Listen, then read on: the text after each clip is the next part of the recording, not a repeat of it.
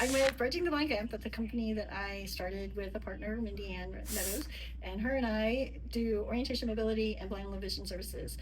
The video is about orientation and mobility, and orientation meaning being able to travel from one place to another safely and go the right direction versus going right or left properly when you get to an end of a corner.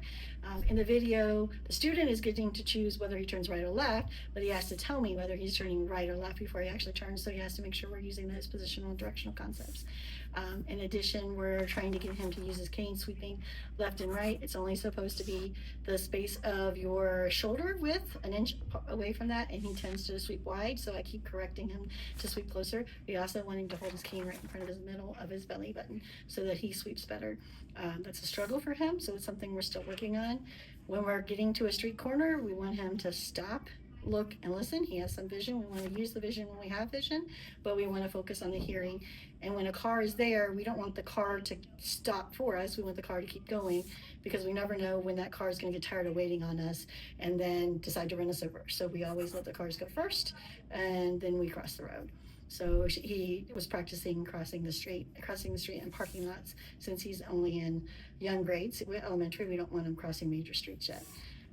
When we're turning, we have them stick their hand out and the cane, and then we turn to the cane, and then that way they're doing a correct 90-degree turn. Otherwise, they're doing a 45 or they're doing a 130 and they're going too far, and it makes them all wonky, and then they can't walk in a straight line when they're turning the wrong direction.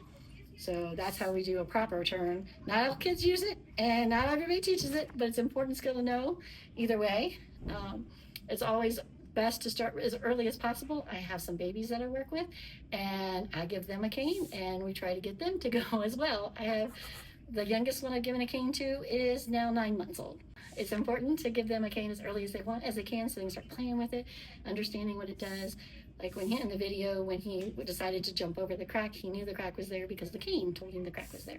It's important to make sure that they get early intervention as soon as possible, but using the cane with kids that have sight is just as important as kids that don't have sight, so that they can see everything, because when you're walking, you may not always see what's on the ground and you fall down and things, and it's important to find those steps and those jumps.